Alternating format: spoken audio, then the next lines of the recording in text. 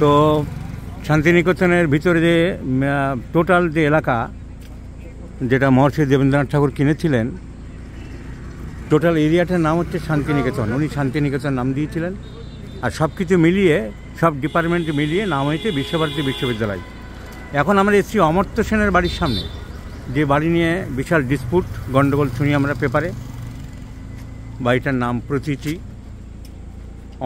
অমর্ত্য নাম তো রবি ঠাকুর দিয়েছিলেন নিজে, প্রতীচি নাম কার দেওয়া জানি না।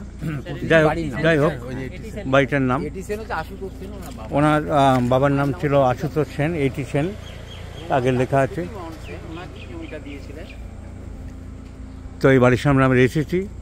এখন সে গন্ডগোল চলছিল বলে দেখছি পুলিশ পিকেটও আছে এখনো।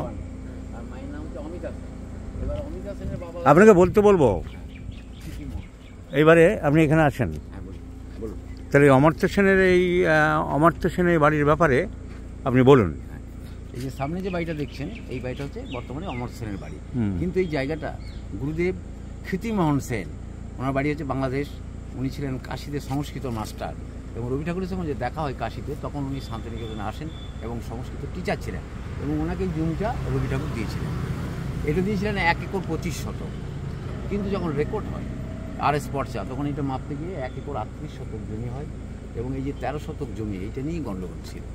কিন্তু আমাদের সরকারি নিয়ম, দখলি সত্ত্বের রেকর্ড হলে দলিল না থাকলেও সে পাবে। তাই কোর্টে কেস হলো, কিন্তু অমর সেনের ডিগ্রি হয়েছে, উনিই জমিটা পেয়েছে। ঠিক আছে। আর অমর সেনের জন্ম এইখানেই 1933 সালের 3রা নভেম্বর। ওনার প্রথম নাম রেখেছিলেন ওনার বাবা আশুতোষ সেন। বাবলু, রবি ঠাকুর নাম দিয়েছেন অমর্ত্য। উনিও শান্তিনিকেতন এই পাঠভবন স্কুলে গাছের নিচে পড়েছেন আইএ পর্যন্ত, তখন আইএ ছিল।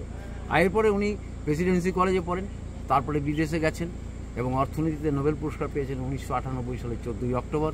তারপরে এই বাড়িতে এসেছেন, বিশ্বভারতীর সম্বর্ধনা জানিয়েছেন। ওনার মা বেঁচে ছিলেন, কিন্তু এখন মারা গেছে।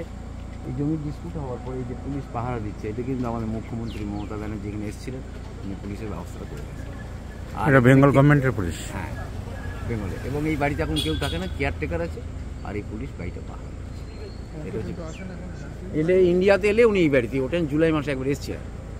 আর এই দিকটা হচ্ছে কৃষি অর্থনীতি গবেষণা কেন্দ্র, এখানে অনেকটা জায়গা। হ্যাঁ, এইটা হচ্ছে 1 একর 38 শতক, মানে প্রায় ধরুন 3 বিঘে 4 বিঘে 5 শতক মতো জায়গা, বিশাল। তো এখন এই অমর্ত্য সেন তখন থাকবে না, বা ওর কোনো বংশ থাকবে না, তখন বিশ্বভারতী জমি, তখন বিশ্বভারতী পেয়ে যাবে। তার কারণ রবি ঠাকুর এইভাবেই ডিডটা করেছেন যে জেনারেশন যতদিন থাকবে বসবাস করবে, জেনারেশন ফিনিশ হলে জমি আবার থাকবে।